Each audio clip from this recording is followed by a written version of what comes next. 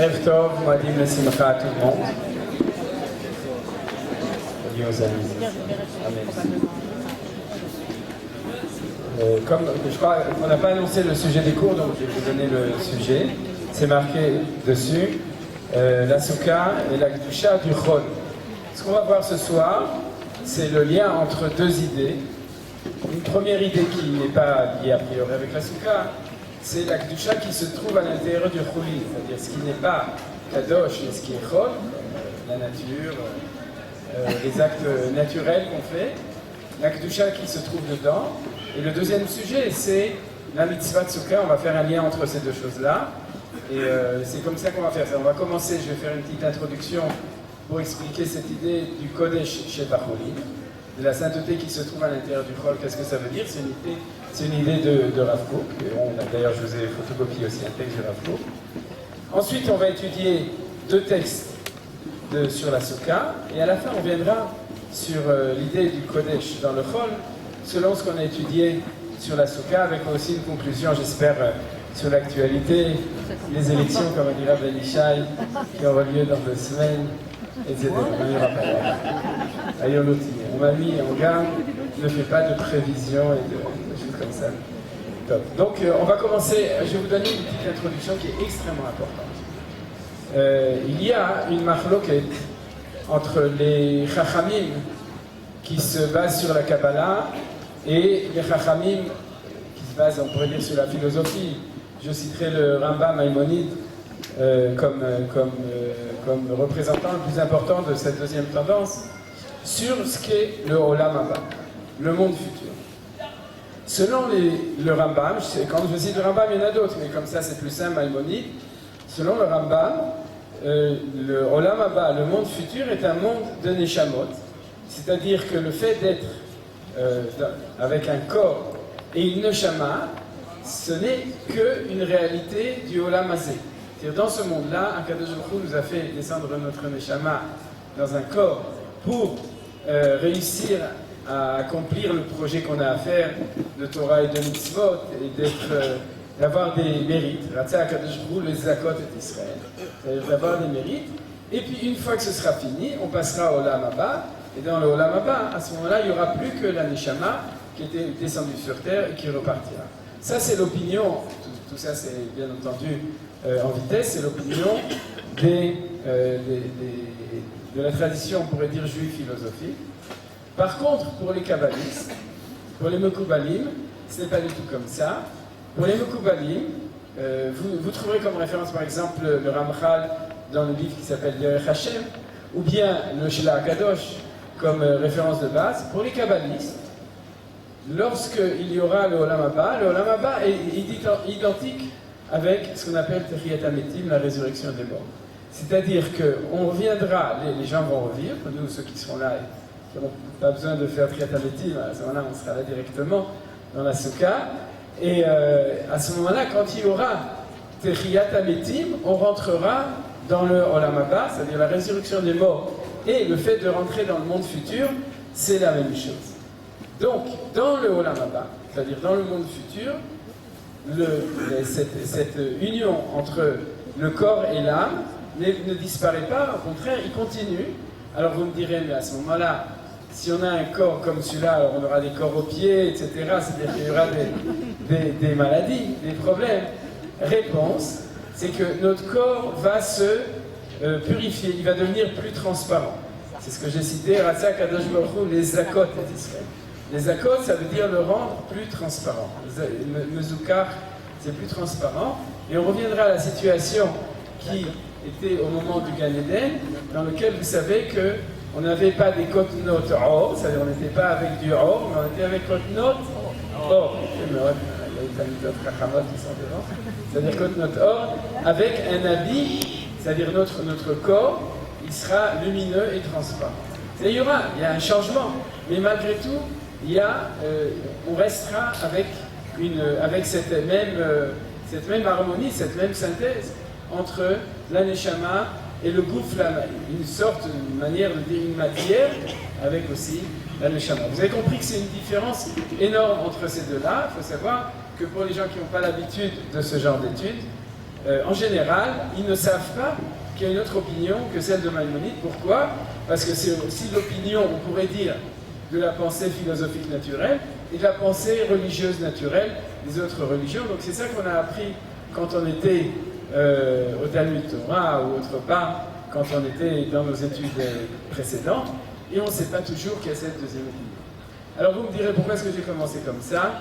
C'est une bonne question. La réponse, c'est qu'on va avancer d'un cran. Le deuxième stade, c'est le grand chidouche du Rav Kook à propos de la Géoula, du retour à Tzion, du retour en Eretz Israël. Vous savez que le Rav Kook a appelé ça Oroth Atria, par exemple, lorsqu'il parle de la résurrection, et d'ailleurs c'est le texte que j'ai photocopié, il fait partie de Oroth Atria, vous verrez, c'est la source 4, traduite aussi après 5. Oroth Atria, ça veut dire que le retour en Eretz Israël, c'est la résurrection du peuple juif en tant que nation.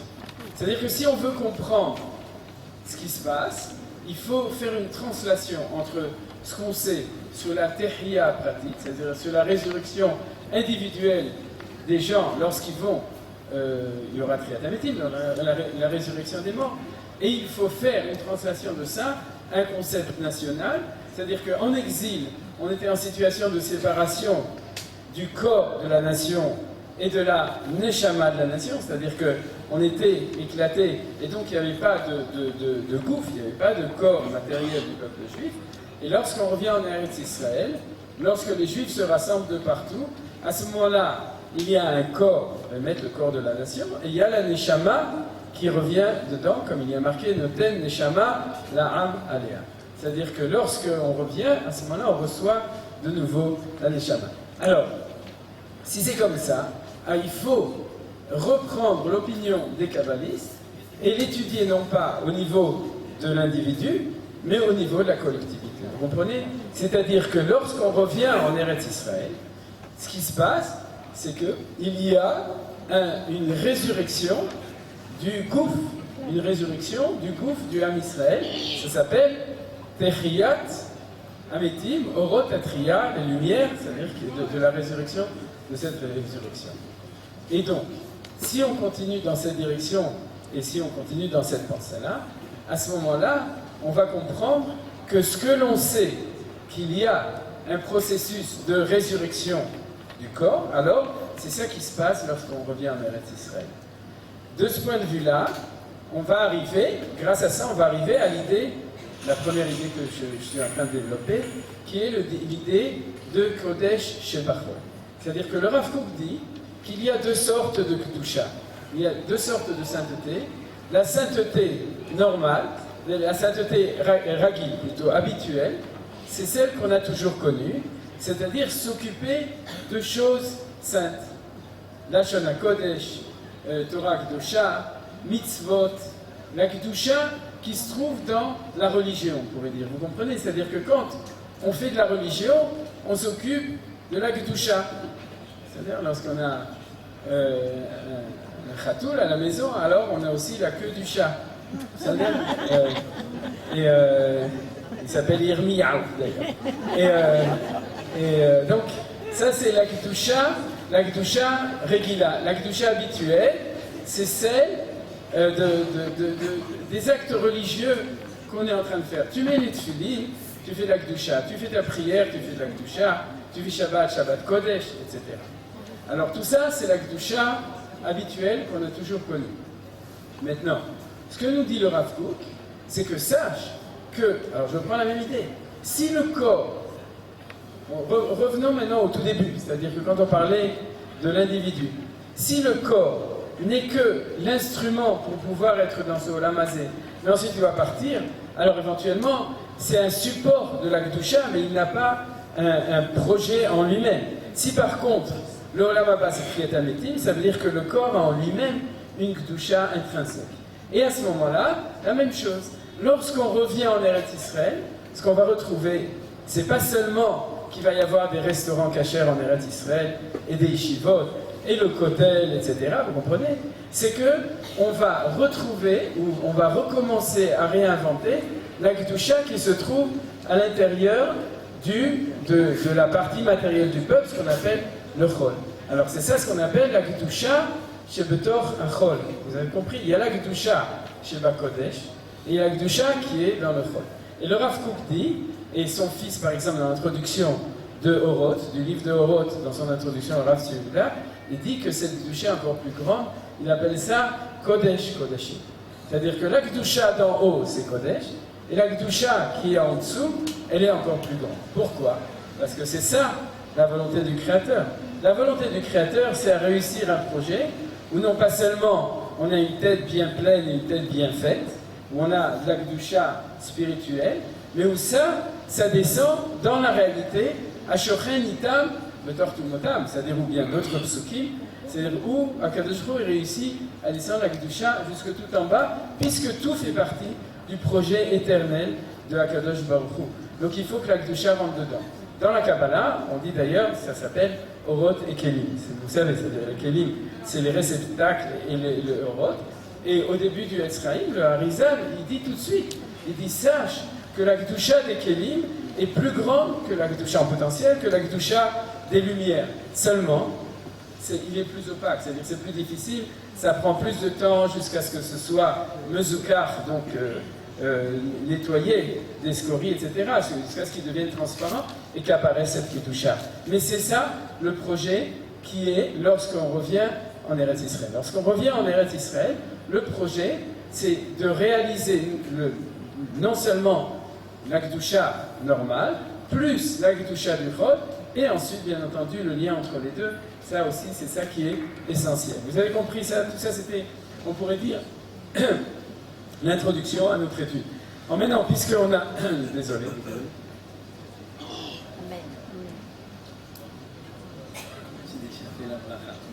C'est Kavel Hashem Chazak Ve'ames Libecha. J'espère que comme ça va mieux marcher. Alors, si vous voulez, la deuxième idée, une fois qu'on a développé cette chose-là, on va étudier un petit peu quelque chose sur la soukha. L'idée que je voulais vous proposer, c'est de dire comme ça. C'est que de toutes les mitzvot, si vous me dites quelle est la mitzvah qui représente la Kedusha Tivit, c'est la Kedusha qui est dans la nature, de toutes les mitzvot qu'on faisait, eh bien cette mitzvah, c'est la soukha. Pourquoi? Parce que dans la mitzvah, quelle est la mitzvah de soukha? C'est de faire des choses spéciales comme avec le lulav, ou bien de mettre des bandelettes noires sur la main, faire des choses un peu bizarres, ou sur la tête, ou bien, je ne sais pas moi, d'allumer des bougies et de mettre la main devant quand on fait à l'entrée de Shabbat, vous comprenez? Des choses comme ça, ou de se balancer avec un livre de prière, non. Qu'est-ce qu'on doit faire dans la soukha? Alors regardez, on va étudier le premier texte, Talmud Bavli, Maseret Soukha Daf Kafret Amud Bet. Vous connaissez tout ça. Ce qui est important, c'est de voir l'intégration des deux idées, parce que le texte, j'imagine que tout le monde le connaît, de Tanu Rabbanan. Donc nos sages ont enseigné Teshuvou Ke'ein Tadou. C'est-à-dire le pasuk qui dit Basukot Teshuvou Shivat Yamim Kol Israël Teshuvou Basukot. Vous devez habiter dans la soukha pendant 7 jours. Teshuvou, vous savez, ça ne veut pas dire être assis sur une chaise, ça vient du mot Ityashvut, Yishu. C'est-à-dire que la mitzvah, c'est pas d'être assis dans une soukha, c'est d'habiter dans la soukha. Alors, la Gemara dit Teshuvou Ke'ein Tadou, c'est-à-dire que vous devez habiter dans votre soukha comme vous habitez chez vous. Donc vous devez vous conduire dans la soukha de manière normale. L'exemple le plus connu, c'est que si jamais il pleut des cordes, alors on n'a pas le droit de rester dans la soukha. Pourquoi? Parce que ça deviendrait un acte religieux. C'est-à-dire que tu dois faire acte de Messirut Nefesh, d'habiter de manière anormale. On te dit non. Si jamais c'est anormal, tu rentres chez toi à la maison. Tu dois te conduire dans ta soukha comme tu te conduis dans ta maison. Teshuvou Ke'ein Tadou. Dourou, c'est en araméen lagour. Ouais, vous savez, dira, c'est lagour. Lagour, bah, nous. En araméen, on dit ladour et pas lagour, dayar. Et donc, Teshuvou Ke'ein Tadou, vous devez habiter dans la soukha comme vous habitez chez vous à la maison. Mikanamu, de là, je continue dans le texte, nos sages ont dit Kol Shivat Yamim Osadam Soukatot Keva ou Beto Harai, pendant les 7 jours, l'homme, il doit faire sa... Ouais, ça parle plus fort. Il doit faire sa soukha keva, c'est-à-dire vivre dedans de manière fixe, bien que c'est un dirat harai, ou veto harai, et sa maison harai, temporaire. C'est-à-dire, Keitzad, comment? Ayulo kelim naim ma'ala nasuka. S'il avait des beaux ustensiles, il les met dans la souka. Le service de porcelaine que vous avez reçu pour le mariage de l'arrière-grand-mère, etc. Matzaot naot, des belles tentures, couvertures, etc. Ma'ala nasuka, il les monte dans la souka. Ochel, vous voyez c'est souligné, Ochel veshoté, ou metayel basuka, ou meshanen basuka. Il mange, il boit, il se promène dans la souka, il dort dans la souka aussi, ou meshanen basuka, et il étudie dans la souka. Vous avez remarqué, c'est ce qu'on est en train de faire. C'est-à-dire qu'on est en train de se conduire normalement dans la souka. On étudie la Torah la nuit de Hoshana Rabbah, dans la plus belle souka du monde, puisque c'est celle de Iriyat Yerushalayim. C'est-à-dire, c'est Soukat Yerushalayim, c'est quelque chose de tout à fait spécial. Et c'est ce qu'on est en train de faire. On mange, on boit, grâce au Rogelech, Metayel, Basuka, vous pouvez commencer à vous promener dans la souka, et Meshanen Basuka. La vérité, Metayel Basuka, ça vient d'araméen. C'est-à-dire, Metayel, ça vient du mot Talela, ça veut dire se être à l'ombre de la souka. C'est-à-dire, c'est ça que ça veut dire Metayel Basuka. Même si vous avez une petite souka, si vous êtes à l'ombre de la souka, c'est Tsel, c'est Metayel, c'est être Yod Batsel. Être à l'ombre de la souka. Donc c'est aussi ce qu'on est en train de faire. On est à l'ombre de la souka. Vous avez compris. Donc il faut aussi dormir dedans. Quel est le rapport entre les wagons-lits et la souka? C'est tous les deux à rail.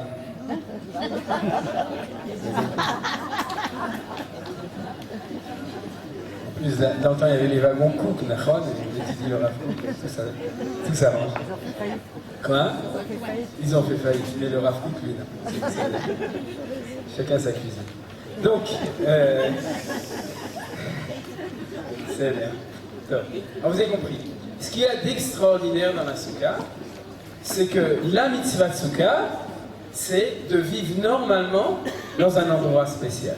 C'est-à-dire, ce qui fait que c'est la mitzvah, c'est le cadre. Mais à l'intérieur, il faut vivre normalement. Il faut vivre normalement comme un juif. Parce qu'il y en a qui diront, bah, alors il suffit de manger, de boire et de dormir. Non, mais Chanel la souka. Il faut aussi étudier dans la souka, il faut faire une bracha. Je ne vais pas du tout m'occuper de ça en longueur, mais remarquez que la mentalité religieuse de Rutz Laaretz a transformé la souka en une mitzvah. Pourquoi? Parce que les grosses discussions, c'est de savoir, est-ce que il faut manger un kazaït, un kabetza, un dafka du pain, du gâteau, etc. Et sinon, je ne peux pas faire la bracha. Est-ce qu'on peut faire la bracha si on ne fait pas tout ça? Vous connaissez ce genre de discussion et on parle que de ça, en fin de compte. Mais c'est quoi? Ça veut dire qu'au lieu de parler du fait qu'on fait tout dans la souka, parce que c'est comme ça qu'on va dans la souka en Eretz Israël, comme on n'allait que pour manger dans la souka, alors on avait l'habitude, c'était devenu, vous saviez, un acte religieux. On va dans la souka, comme tu fais kiddush et tu manges une soudat mitzvah, alors tu vas pour vivre un acte religieux à l'intérieur de la souka, le repas dans la souka, c'était comme ça notre vécu de Galout, ou le kazaï de pain le premier soir, etc. Et donc toute la discussion c'est de savoir est-ce que je fais la bracha comme ça. Slicha, tu fais la bracha sur la souka parce que tu vis dans la souka. Par exemple, le Gaon de Vilna dit, si quelqu'un n'a pas l'occasion de manger dans la souka, tout le temps il est dedans, il revient à la halacha normale que tu fais la bracha parce que parce que tu vis dans la souka, donc à ce moment-là, il faut faire la bracha. Vous avez compris, dans les détails de la halacha, je ne rentre pas dans les détails, chacun doit garder le minhag de sa communauté. Mais il ne faut pas oublier que derrière le fait qu'on a fixé la bracha, la brille, sur une certaine chose, c'est-à-dire,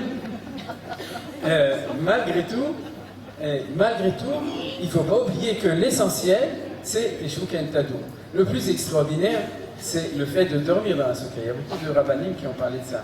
C'est que quand vous dormez dans la souka, dites-vous, vous faites une mitzvah à chaque respiration. Je ne voulais pas dire à chaque, etc. Ça dépend de l'âge. Mais en tout cas, vous avez compris, c'est-à-dire que chaque instant où vous êtes dans la souka, où vous dormez, donc vous n'êtes même pas en état de conscience, vous faites une mitzvah. Ça, c'est quelque chose d'incroyable. Il y a très peu de mitzvot comme ça qu'on peut faire de cette manière. Alors pourquoi? Parce que, expliquent les kabbalistes, parce que la mitzvah de la souka, c'est une lumière qui nous entoure. Comment on dit ça? Or, c'est les mêmes ici. Vous voulez dire ça? Alors donc, le Or Mekif, c'est pour ça, Or Mekif, ça veut dire quoi? C'est la lumière qui nous entoure. D'accord? C'est pour ça que chaque fois que je suis dans la souka, je dis, moi quand je suis dans la souka, je me kiffe. D'accord? Parce que vous avez le Or Mekif qui est tout autour, donc on s'éclate dans la souka. C'est-à-dire, alors vous avez compris dans la soukha, ce qui fait la spécificité, c'est qu'on est à l'intérieur de quelque chose qui nous entoure, qui fait que de vivre normalement dedans, on est dans une situation où on peut le faire, transformer le normal en Kodesh. J'ai fait attention, j'ai dit on peut, parce qu'on risque aussi de rater une coche, et de ne pas faire ça de manière Kodesh, c'est-à-dire oublier qu'on est dans le Romekif et vivre comme si on était n'importe où. Non, mais on peut vivre normalement et transformer cette normalité en Kedusha. C'est ça qui est la chose la plus extraordinaire. Alors vous me direz, si c'est comme ça, il n'y a que la mitzvah de Souka. Non, il y a une deuxième mitzvah, c'est laquelle? C'est la source 2, c'est facile à trouver. La gourbe Eretz Israël, vivre en Eretz Israël. Parce que Eretz Israël, quand tu vis en Eretz Israël, tu ne manges pas du Eretz Israël. On ne mange pas, on ne fait pas Amotzi Lechem Minaharetz. On ne mange pas de la Kedusha, on ne fait pas un acte de Kedusha. On est à l'intérieur de Eretz Israël et on vit, on fait aussi des mitzvot de Kedusha normal. Mais le fait de mitzvah, Yishuv, d'ailleurs c'est la même chose, Yishuv Eretz Israël, le fait de vivre en Eretz Israël, on est en train de faire une mitzvah parce qu'on est à l'intérieur d'Eretz Israël. Donc il y a un lien profond entre la mitzvah de Souka et la mitzvah Yishuv Eretz Israël. Et c'est pour ça que le Gaon de Vilna, il a trouvé un pasouk, regardez c'est le deuxième, Vaï dans Teilim, Vaï Beshalem Souko, Umeonato Betzion. C'est-à-dire que la Souka de Akadosh Baruch Hu et à Shalem, Shalem c'est quoi? Yerushalayim, Umeonato et sa résidence, Betzion à Tzion. Donc, Akadosh Baruch Hu, il a comparé Yerushalayim à une Souka, sa Souka, et Meonato, sa résidence à Tzion. Donc, sionisme égale Souka, c'est la même chose. Et le gars de Vilna disait une chose importante dessus, il disait de là on apprend que de même que quand tu rentres dans ta Souka, tu dois être Rocho Verubo, c'est-à-dire sa tête et le rof de son corps, c'est-à-dire il faut vraiment rentrer dans sa Souka, on ne peut pas uniquement mettre un doigt dans la Souka et être yotze de la mitzvah. De même, quand tu rentres en Eretz Israël, il faut être Rocho Verubo d'Eretz Israël, c'est-à-dire on peut être touriste, mais pour vraiment être en Eretz Israël, puisque la mitzvah c'est d'être à l'intérieur d'Eretz Israël, donc il faut rentrer. Et Rabbi Nachman, qui s'est sûrement basé sur les mêmes sources, a dit, dans l'écouter Sichot, je crois, il a dit que celui qui accomplit la mitzvah de Souka comme il faut, Yiske, les Yishuv Eretz Israël, il aura le mérite d'habiter en Eretz Israël. Alors, vous voyez, ça a marché pour nous en tout cas. C'est qu'il y a un lien profond entre le Yishuv Eretz Israël, la mitzvah d'habiter en Eretz Israël, et la mitzvah de Souka. Vous avez compris pourquoi? C'est là je me kiffe et là je me kiffe, c'est la même chose. C'est la lumière qui nous entoure. Alors si vous voulez, on va passer à la troisième source. C'est aussi une source qui est très connue, mais qui à mon sens peut être interprétée selon le développement qu'on vient de faire maintenant. Alors la troisième source c'est Talmud Bavli, Masechet Avodah Zarah, Daf Gimel Amud Aleph, vous l'avez devant vous, et vous connaissez l'histoire. L'histoire c'est comme ça. C'est qu'à la fin des temps, les nations vont venir chez Akadosh Baruch Hu, ils vont lui dire donne-nous aussi le Olam Haba, nous aussi on était religieux, on a fait des prières, on a construit des églises, on a construit des mosquées, donc on veut aussi participer au processus de la récompense. Et à ce moment-là, il y a toute une discussion très longue entre Akadosh Baruch Hu et eux, qu'est-ce que vous avez fait, qu'est-ce que vous n'avez pas fait. Alors ils racontent toutes sortes d'histoires, et Akadosh Baruch Hu n'achète pas, le connaît, il n'adhère pas à leur argumentation, mais il leur dit, vous savez quoi, je vais vous faire un petit bac de rattrapage, c'est pas grave, je ne suis pas méchant avec vous, je vais vous donner l'occasion de faire une petite mitzvah, et à ce moment-là, si vous réussissez à faire cette mitzvah, alors c'est bon, je vais vous faire entrer, je vous intègre aussi. Vous connaissez cette Gemara, non? Vous l'avez déjà entendu? Chaque année, il y a quand même quelqu'un qui fait une dracha sur cette Gemara de Masechet Avodah Zarah. Alors c'est pour ça au début je ne voulais pas le faire, mais je me suis dit que comme c'est tellement lié avec l'enseignement qu'on dit maintenant, que ça vaut le coup. Alors regardez, on va l'étudier ensemble. Amrou les Fana. Ils lui ont dit, Ribono Shel Olam, maître de l'univers, Tenalanu Merosh Vena'asena, donne-nous à Merosh, à recommencer la Torah, et on va la faire. C'est promis, c'est juré, donne-nous l'occasion. Amar Lahem Akadosh Baruch Hu, Shotim Sheba Olam. Alors Akadosh Baruch Hu leur répond, Shotim shebaolam, idiot. Mishetarach be'erev Shabbat, yochal be'Shabbat. Celui qui a investi avant Shabbat, alors il pourra profiter du Shabbat. Mais Olam Haba, vous savez le Shabbat, c'est-à-dire celui qui a investi dans ce monde ici, alors il recevra la briout le Olam Haba. Mishelot arach be'erev Shabbat, mechan yochal be'Shabbat. Celui qui n'a pas préparé son Shabbat, alors il n'a rien à manger. Donc c'est fichu pour lui. Et là, afal pichem. Mais Akadosh Baruch Hu dit, mais malgré tout, mitzvah kala yeshli besuka shma. J'ai une mitzvah kala, facile, elle s'appelle souka. Donc, vous voyez, avec le bac de rattrapage, c'est pas très difficile. Le chou ve'asuota, allez et faites une souka. Et bon, bref, il y a une petite parenthèse, ve'ama krila mitzvah kala. Et la Gemara dit, pourquoi est-ce que tu dis que c'est une mitzvah kala, c'est une mitzvah qui est facile à faire? Mishum deled be chisron kis. La réponse à la Gemara, c'est parce que c'est une mitzvah qui coûte pas très cher. D'accord? C'est vrai? Ça dépend. Une souka en bois, avec des branches dessus, etc. Une souka comme ça, combien ça coûte? On m'a dit que c'est très cher. Donc, deled be chisron kis. Je réponds à la question. En tout cas, c'est la réponse de la Gemara. C'est une mitzvah facile parce qu'elle coûte pas tellement cher. C'est une question. C'est pas vrai. Ça coûte cher de construire une souka. Miyad kol echad vechad notel veolech veose souka berosh gago. Immédiatement, chacun des nations, chacun des non-juifs, prend et va faire une souka sur son toit. Parce qu'à l'époque, on faisait les soukotes sur le toit. C'était la blague de l'époque. Vous savez pourquoi? C'est un gag. Donc, ve'akadosh baruch Hu, et Akadosh Baruch Hu mekader alehem hama bitkufat Tammuz. Une fois qu'ils sont installés dans leur soukot, Akadosh Baruch Hu, il leur fait un hamsin. Ouais, c'est d'utiliser un hamsin. Et donc, il leur sort le soleil, et bitkufat Tammuz, comme le soleil de l'époque de Tammuz, c'est-à-dire, il leur fait vraiment une charaf, une chaleur insoutenable. Vechol echad vechad meva'ed besukato ve'yotze. Et donc chacun d'eux donne un coup, meva'ed, donne un coup de pied dans la souka et il sort, chez Neymar, nenatket mosoten, mais chacun lui met avotemo, c'est-à-dire il se débarrasse de l'obligation. Mekader, alors la Gemara demande, Mekader, tu leur fais une chaleur insoutenable, Ve'amarta, et tu as dit, En Akadosh Baruch Hu betrunia, une briota, tu viens de dire que Akadosh Baruch Hu leur a donné ça parce qu'il ne vient pas avec des reproches envers ces créatures. Alors, Mishum de Israël, Izmane de Mashra le Utkufat Tammuz, Atraka, Vavel Sahara.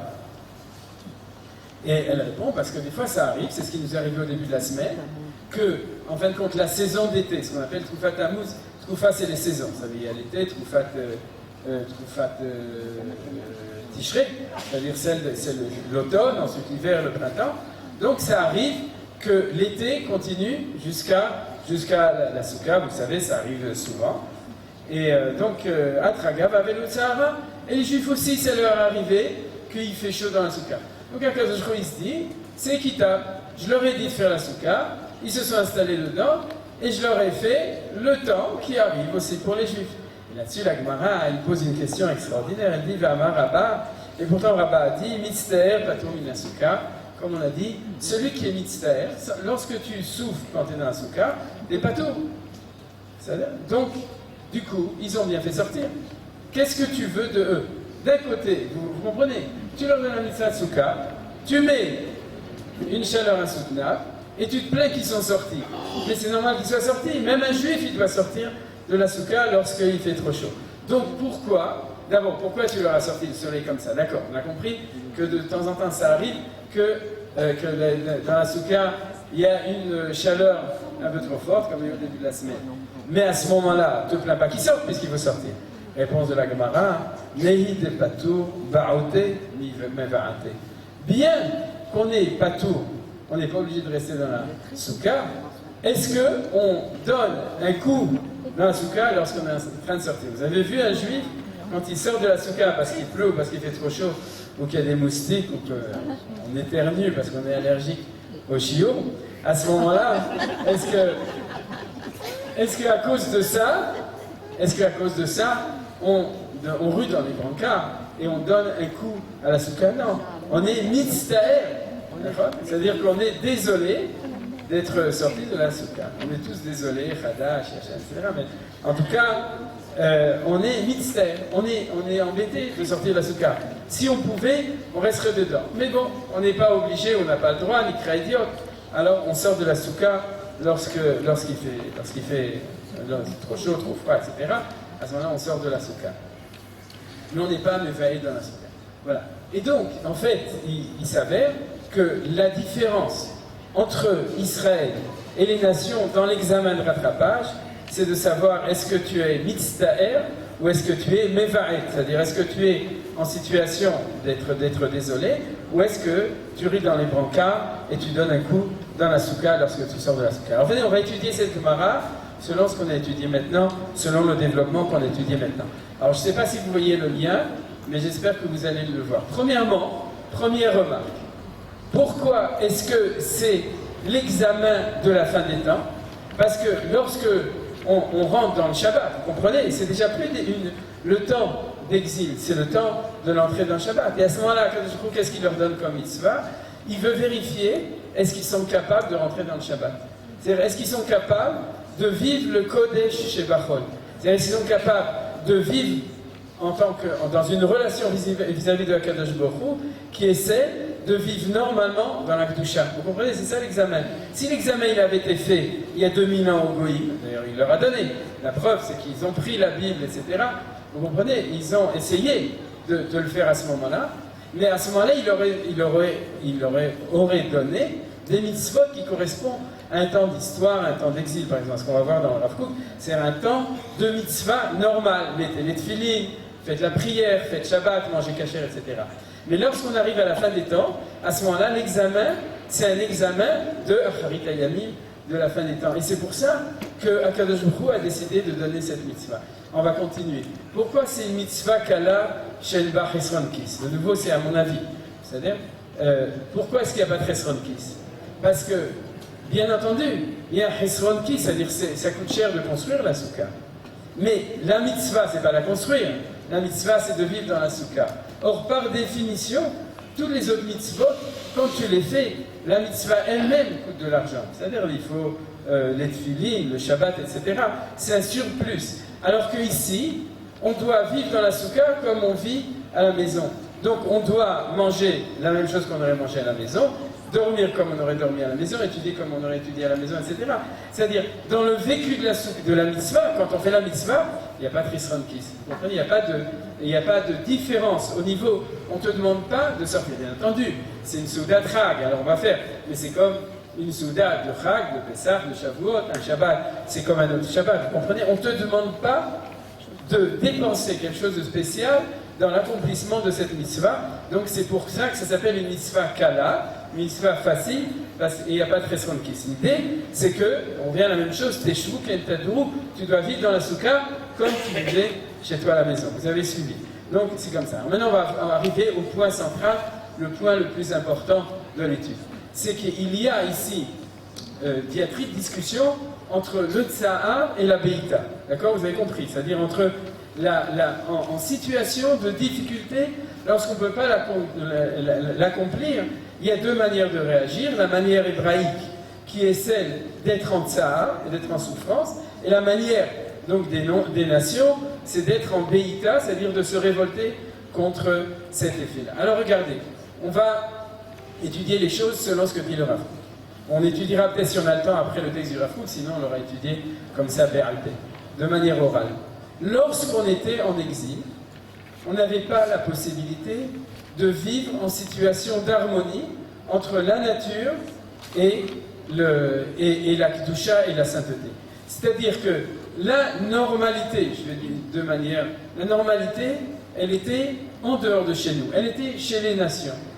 Et la spécificité, l'identité hébraïque, était une identité qui était séparée on pourrait dire, d'une vie normale. Il fallait choisir. Ou bien on était religieux et on était préservé dans notre identité, on était lié avec notre tradition. À ce moment-là, on était bizarre. On se promenait avec une kippa sur la tête, ou avec des habits différents, des noms différents, une langue différente, etc. Et à ce moment-là, on était séparés de la normalité, ou si on passait dans la normalité, on rentrait dans la civilisation, c'est-à-dire qu'on était séparés de notre identité. Vous comprenez? C'est-à-dire qu'on était en dichotomie naturelle, constante, entre les deux choses.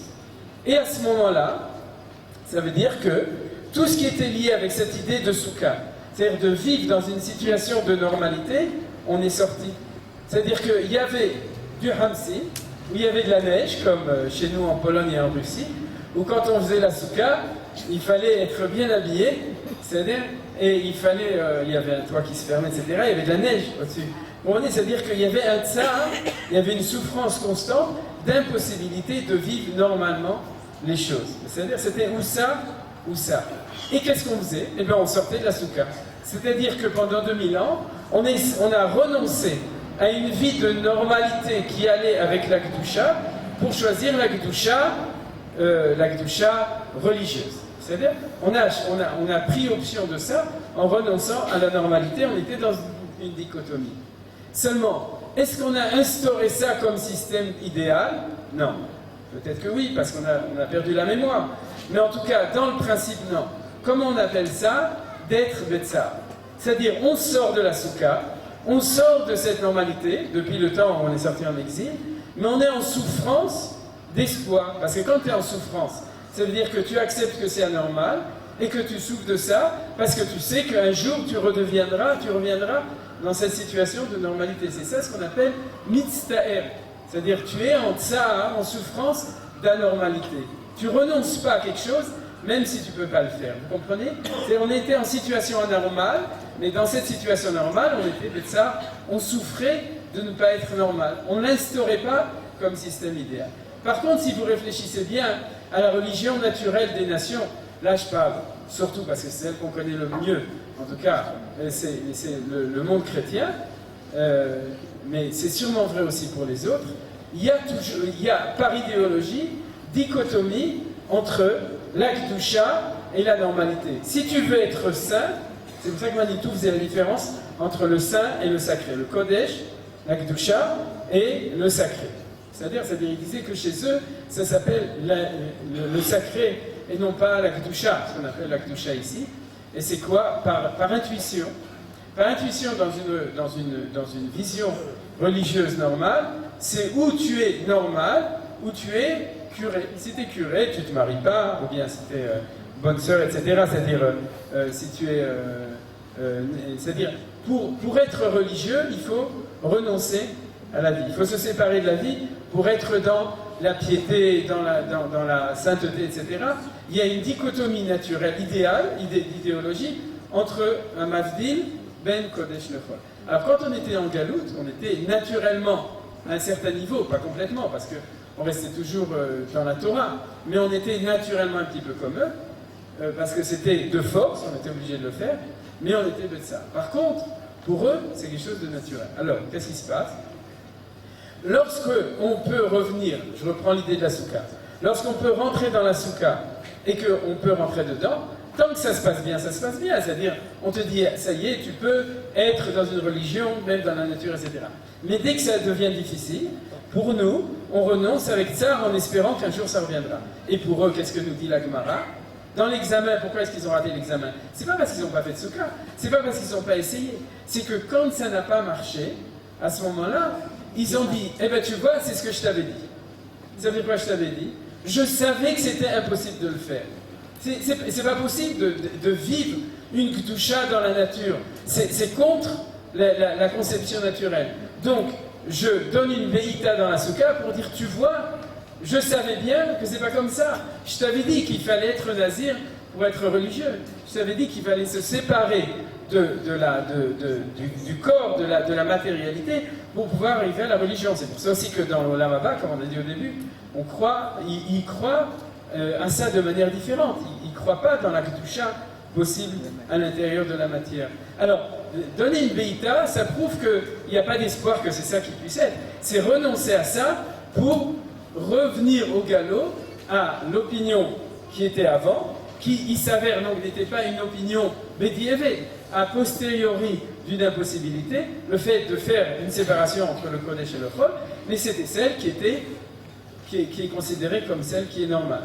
Alors vous avez compris la différence que dit la Gemara selon cette explication entre la Be'ita des nations et entre le Tsar des Juifs.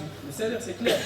Est-ce que tu espères pouvoir réaliser cette chose, ou est-ce qu'au contraire, tu dis non, c'est impossible, donc c'est pas ça.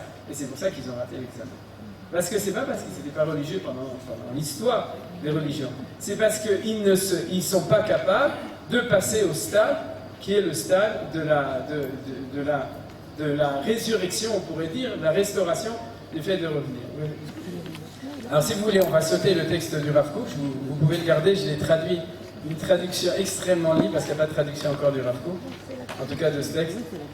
La traduction est moins bonne que le texte du Rav Kook, c'est du français de Charabiad, il y a quelqu'un qui a arrêté à 18 ans. Donc, mais peut-être ça peut aider les gens qui n'arrivent pas à lire le Rav Kook en hébreu. Je vais le résumer en quelques mots pour pouvoir aussi conclure. Au-delà peut-être si vous avez aussi des questions, on peut laisser quelques minutes. T'as une question? Alors d'accord, alors à la fin. D'accord. Le Simcha Rabba. L'enseignement du Rav Kook, vous le verrez ici, c'est ce que je vous ai dit. C'est-à-dire que, en fait, on a renoncé dans la Galoute à réaliser une Kedusha qui est à l'intérieur de la normalité, le corps, l'esthétique, la beauté, la nature, la tiviout, le fait d'être nature, et on l'a renoncé parce que dans l'exil, les choses étaient contradictoires, donc on ne pouvait pas, c'était trop dangereux, c'était impossible. Et un des chidushim que dit le Rav Kook dans ce texte, c'est qu'on a plus perdu au niveau spirituel qu'au niveau matériel, parce que les gens comprennent qu'en général, si on ne pouvait pas le faire, alors on ne pouvait pas avoir le plaisir, on pourrait dire, de vivre normalement dans la Kedusha au niveau de notre être, de notre corps, etc. Mais au niveau rouchani, au niveau spirituel, on n'a rien perdu puisqu'on avait la Torah, on avait les mitzvot, etc. Mais il dit qu'on a plus perdu au niveau spirituel qu'au niveau matériel, parce qu'il nous manquait cette dimension-là complètement. Et qu'à partir du moment où on revient en Eretz Israël, affirme le Rav Kook donc dans ce texte-là, quand on revient en Eretz Israël, le temps est arrivé, il appelle ça d'élargir le Machane Israël. C'est-à-dire le camp d'Israël qui avait une certaine taille, alors, comme il y a marqué dans, on peut lire uniquement peut-être, non, je ne sais pas si c'est le Passouk, si c'est les deux derniers mots dans la page 1, et à ce moment-là vous pouvez tourner, Archivim Kom, et à ce moment-là vous pouvez tourner la page, et... Non. Il y a quelque chose qui est tombé au milieu. Archivim Kom Oalech, c'est-à-dire tu dois élargir l'endroit de ta tente. Vous voyez que c'est de nouveau une tente. La souka c'est quelque chose, donc c'est une matière qui peut être extensive. Donc il nous dit le temps est arrivé d'élargir. Ça veut dire quoi d'élargir? D'être capable d'instaurer la Kedusha, pas seulement dans la Kedusha on pourrait dire religieuse, mais aussi dans une Kedusha de manière générale. Le temps est arrivé et selon le développement que je vous ai donné, je pense que vous avez compris l'idée générale. Alors, je voudrais terminer ça en faisant aussi une remarque sur Inyane de Yoma, c'est-à-dire ce qui se passe en ce moment. Si vous voulez, le projet du Rav Kook, selon ce qu'il dit aujourd'hui, le projet essentiel, c'est pas c'est toujours évident, c'est de renforcer la religion, c'est de faire plus de Avodat Hashem, plus de Limud Torah, plus de Tfilot et de Kedusha, comme ça. Mais ça fait 2000 ans qu'on le fait ou 4000 ans qu'on le fait. C'est vrai et c'est évident. Mais le chidouche du retour en Eretz Israël, c'est de travailler pour mettre la Kedusha à l'intérieur de la nature. C'est-à-dire, Ochel Basuka, Yashen Basuka, Shote Basuka, Meshanen Basuka, je dirais de faire une bracha sur le fait de manger en Eretz Israël, de faire une bracha sur le fait de dormir, de faire une bracha sur le fait d'étudier, de faire une bracha spéciale, c'est-à-dire de rentrer la bracha et la Kedusha et la présence de Hakadosh Baruch Hu dans toute la manière d'être normale. C'est vrai que j'ai dit qu'on est pratiquement tous désolés, à mon avis, 98% désolés, Khadash, c'est ça que je voulais dire, ou Yashan, c'est-à-dire que, mystère, c'est-à-dire on est aussi des fois mystère, mais en tout cas, on est en ligne. Et je sais que c'est une phrase qui revient tout le temps. Quand on était en Chutz La'aretz, être juif, c'était quelque chose qui était religieux, pas normal. En Eretz Israël, on sent qu'on vit naturellement en tant que juif. Tu sais, tu te promènes, tu marches sur la terre d'Eretz Israël, tu respires l'air d'Eretz Israël, tu vois le ciel, c'est le ciel d'Eretz Israël, etc. C'est-à-dire, on sent de manière claire que la Kedusha, elle est diffuse, elle est partout, la Kedusha. Mais ceci dit, c'est un projet. Et le Rav Kook explique dans un autre texte, que je vais citer la phrase du Rav Kook.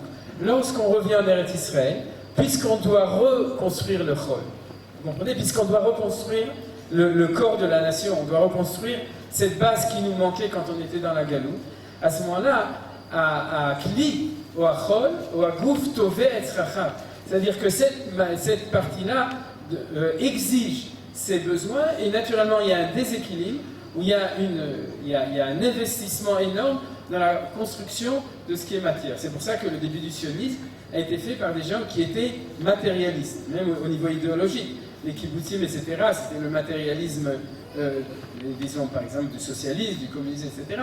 Parce que profondément, il y avait une exigence de s'occuper de ça. Seulement, tout ça c'est beau lorsque tu commences à le construire, mais à un moment, quand c'est construit, il faut savoir, est-ce qu'on a réussi à mettre la Kedusha dans le Chol, le Kodesh chez Betoch HaChol. Et qui est-ce qui est responsable de ça? Bien entendu, c'est les gens qui sont au courant, qui savent, c'est-à-dire c'est les gens qui sont dans la Torah, qui sont responsables de faire tout pour rentrer la Kedusha à l'intérieur du Chol. Alors vous imaginez, bon, j'ai entendu aussi la moitié du shiur de Rav Ben Ishai, qui était auparavant, et en fait, on réfléchit tous à la question, c'est-à-dire, comment est-ce que le processus avance? Alors, à un certain moment, c'est évident que si jamais la Kedusha ne rentre pas dans le Chol, alors automatiquement, on va revenir à une guerre entre le Chiloni et le Dati. Vous comprenez? C'est-à-dire la Kedusha religieuse et le Chol, ceux qui sont dans le Chol. Et on va, chacun de son côté, va développer des idéologies qui sont celles, malheureusement, je dirais, qui sont galoutiques, même en Eretz Israël, qui sont celles, ou bien qui ne sont pas de notre manière d'être religieux, qui sont du Mavdil ben Kodesh le Chol. Alors ceux qui sont dans le Kodesh, ils disent, les autres, ça ne vaut pas parce qu'ils sont Chiloni, et ceux qui sont dans le Chol, ils pressentent qu'ils sont responsables de reconstruire ce que Akadosh Baruch Hu, il demande de reconstruire, c'est-à-dire de reconstruire le Chol, puisque en fin de compte, on a la Kedusha dedans, où ils sentent même de manière diffuse qu'il y a une Kedusha à l'intérieur du Chol seulement. Ils ne savent pas forcément, ou ils ne veulent pas forcément, des fois même ils s'opposent à tenir un message de Kedusha à l'intérieur du Chol, et à ce moment-là, on a une opposition très forte. Alors je ne sais pas si vous avez remarqué au moment des élections, maintenant ils ont changé de discours, mais les partis, ce qu'on appelle les partis de small, de gauche, il y a small, extra small, etc. Alors donc, les partis de gauche, ils ont tenu un langage de Achdut, Léomit, Trilonit, vous avez remarqué. Après, ils ont changé parce qu'il faut faire des accords et puis ils ne sont pas Baruch Hashem, ils ne sont pas Sifriloni, etc. Mais en tout cas, le langage, c'est Achdut, Trilonit, et de l'autre côté, Achdut, Yémanite, Massoratite, Datite, etc. C'est-à-dire qu'en fin de compte, le point où on est arrivé aujourd'hui, d'ailleurs qui est apparemment un point de Mavoy Satoum, comment on dit ça en français? Impasse. D'impasse, c'est intéressant. C'est-à-dire pourquoi est-ce qu'on arrive à une impasse? On arrive à une impasse parce qu'il y a un teiko, c'est-à-dire qu'il y a une espèce, on n'a pas de solution pour l'instant. C'est-à-dire il y a une teiko, c'est-à-dire une égalité. Je ne vais pas rentrer dans les décomptes pourquoi ça arrive. Mais on est une espèce d'une égalité, un équilibre entre deux choses qui crée une impasse. Parce que, à mon avis, selon ce qu'on a étudié aujourd'hui, la faille, c'est qu'on n'a pas suffisamment réussi à révéler la Kedusha chez Bachot. Et à ce moment-là, naturellement, on revient à la situation antérieure, comme les goïms qui disent « Je vous avais dit, vous voyez, ça ne va pas marcher, c'était prévu, c'est impossible, c'est des rêves. » utopique de Kouknikim et de Manitou, mais c'est pas vrai, ça peut pas marcher, où on retourne dans la Kedusha séparée de la nature, ou bien on fonce dans le Choulin pour être bien vivant et pour être Betoch HaChaim, dans la vie de la reconstruction du pays, mais vous voyez, c'est impossible. Et c'est ça qui se révèle. Sarah Cole, des élections, c'est Vox Populis, Vox Deis. C'est la voix du peuple, c'est la voix de Dieu. C'est ça qui a été exprimé. Il y a une faille, il y a quelque chose qui manque dans cette chose-là. Oui, bien sûr. Donc, de ce point de vue-là, dans notre réflexion, ce qu'il faut dire, c'est comme ça. Il y a marqué Shne ktuvim hamakrishim ze et ze, ad sheyavo hakatuv hashlishi v'yachia benet. C'est-à-dire, quand il y a deux psukim qui sont en contradiction, la solution, c'est d'amener le troisième pasuk v'yachia benet. Regardez, makrishim dans le sens simple, makrishim c'est qui sont en contradiction, akrasha. Mais dans le sens plus profond, l'akrish en hébreu, c'est s'affaiblir. Lorsqu'on est en situation où les deux camps affaiblissent chacun l'autre au lieu de faire l'union pour pouvoir être capable de se renforcer, alors sans doute qu'il y a une troisième solution, Hacheavo Katuv Hashlishi. Il faut trouver, c'est pas en renforçant ça, quelqu'un. Alors c'est pas en renforçant celui-là contre celui-là ou celui-là, ça c'est une situation qui est comme le Mevaet, cette situation de Beïta, vous comprenez, c'est-à-dire de revenir à une conception chaotique, de dire c'est ou ça, ça marche? C'est non. Quoi?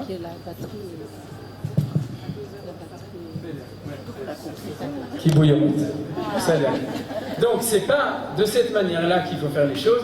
Le Katuv Hashlishi chez Achia Benem. Acha d'ailleurs c'est quand tu as une balance, c'est le fléau, c'est ça ce qu'on appelle Acha. C'est-à-dire de trouver la manière au milieu qui va réussir. Qu'est-ce que ça fait le fléau? Ça donne l'harmonie, l'équilibre entre ces deux valeurs.